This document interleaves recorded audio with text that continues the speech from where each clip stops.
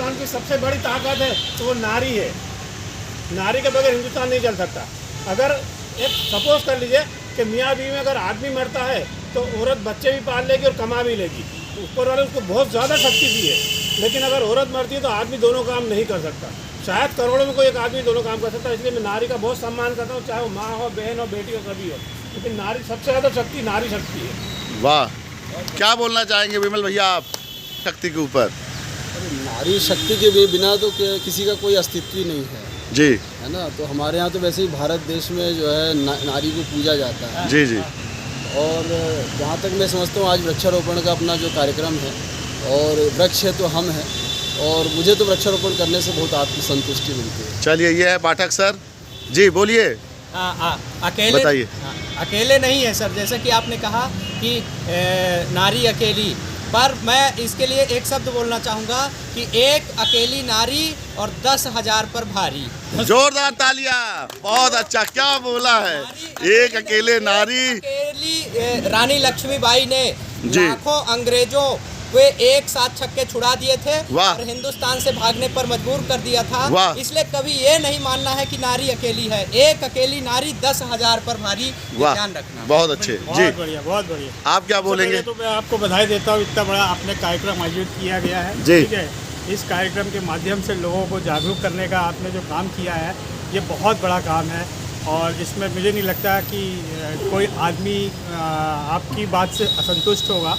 और ये हमेशा जो है माना जाता है कि वृक्ष जो है सबसे महत्वपूर्ण चीज़ होता है। जी। अब इस चीज़ को समझना चाहिए, और ये कार्य आप कर रहे हो तो इसके लिए मैं आपको और आपकी पूरी टीम को बधाई देता हूँ सर। बहुत बहुत धन्यवाद। आज अंकुर अभियान का आखिरी दिन है जी, और मध्य प्रदेश सरकार का ये अभियान है, जिसके तहत मैं थोड़ा सा अंकुर अभियान के बारे में बता भी देता हूँ। वायुदूत ऐप डाउनलोड करना है सभी लोगों को, जो भी इस वीडियो को देख रहे तो हैं। क्या आप लोगों ने ऐप डाउनलोड कर लिया है, वायुदूत ऐप? चलिए, अब वृक्षारोपण करेंगे, आप लोग भी कर लीजिए। कल वर्किंग नहीं कर रहा है। अच्छा अच्छा, चलिए। और आपको जब आप पौधा लगाएं तो आपको वो फोटो अपलोड करनी है अपने नाम और एड्रेस के साथ, फिर उसको जो है 30 दिन बाद करनी है, फिर 180 दिन बाद करनी है। मध्य प्रदेश सरकार आपको सर्टिफिकेट देगी और सराहना भी मिलेगी। ये एक नेक कार्य है। अध्यक्ष साहब, आपसे एक अंतिम प्रश्न है कि आपने ये कैसे लिखा कि बिना पैसे खर्च करे करोड़ों वृक्षारोपण, 1 करोड़ वृक्षारोपण का संकल्प लिया, पक्षी संरक्षण केंद्र का संकल्प लिया, तो कैसे संभव है बिल्कुल ये? संभव है, बिल्कुल। मैं 1 करोड़ नहीं मत बोलता हूँ, 10 करोड़ संभव है। इसको देखिए क्या होता है, हमारा जो कॉन्सेप्ट है वो ज़बरदस्त है। सीड बॉल का कॉन्सेप्ट है। हम लोग क्या करते हैं, मैं आपको दिखाता हूँ। ये कुछ नहीं, इसके अंदर सीड है, केवल बीज है। अब इसके ऊपर हमने क्या है, गोबर और मिट्टी का लेप लगा दिया है। सीड हर घर में फ्री ऑफ कॉस्ट होते हैं। आप जामुन खाते हैं या नीम की फल फूल, हाँ, कुछ भी जी, सब्जी। हमने ये गोबर और मिट्टी हमें प्रकृति से मिल जाती है। गोबर गौ माता का, और ये जो है इसका लेप बना करके, और इसका फायदा क्या होता है वृक्षारोपण के, ये भी बता देता हूँ जी। इसको कहीं भी आप फेंक दीजिए, आप गाड़ी से जा रहे हैं, नदी किनारे फेंक दीजिए, खेत में। ये क्या है, धीरे धीरे जब इसको अनुकूल वातावरण मिलेगा, ये पौधे के रूप में अंकुरित हो जाएगा। और धीरे धीरे इसको बहुत ज़्यादा देखभाल करने की भी आवश्यकता नहीं होती, क्योंकि जनरली जब इसको अनुकूल वातावरण मिलता है ना, यानी कि बरसात में ये पनपेगा, तो प्रकृति इसको पाल पोस करके बड़ा कर देती है।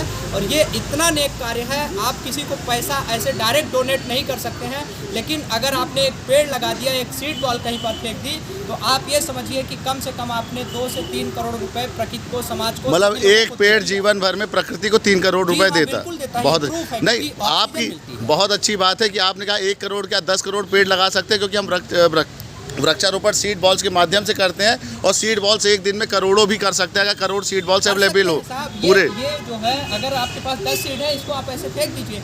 जब ये बड़ा होगा तो ऑक्सीजन मिलेगा, छाया मिलेगी, फल मिलेगी, लकड़ी मिलेगी, और आगे आने वाली ना जाने कितनी पीढ़ियों तक, 10 पीढ़ियों तक ये चलेगा। मैं बहुत बहुत आपको धन्यवाद देता हूं और शुभकामनाएं देता हूं। साथ में सैफुद्दीन साहब को स्पेशली जिस तरीके से ये 12-13 वर्ष से और पूरी तरीके से कार्य कर रहे हैं। अभी ये दिल्ली भी जा रहे हैं एक्टिवा से। इनका देशभक्ति और जन सेवा इनका डेडिकेशन है। कहते हैं देशभक्ति जन सेवा जो है यहाँ का लोगो होता है थाने का, लेकिन मुझे लगता है सैफुद्दीन साहब का तो परम लोगो है। बहुत बहुत धन्यवाद sir. Thank you sir. Thank you sir.